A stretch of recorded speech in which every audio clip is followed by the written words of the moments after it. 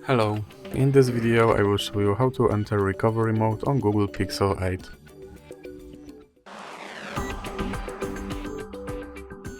So to enter recovery mode on this device you will have to start with powering off your Google Pixel.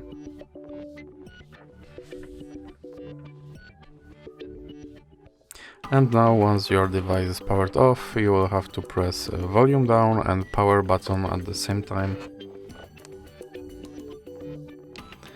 And here you have to use volume buttons to move to recovery mode, and then press power button to select that. Once you are on that screen, press power button and then volume up button and release the buttons. And then you should see something like that.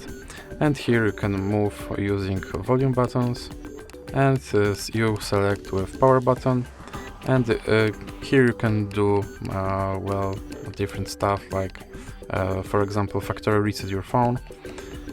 But if you want to just leave recovery mode, move to reboot system now and then press power button, and your device will boot up regularly.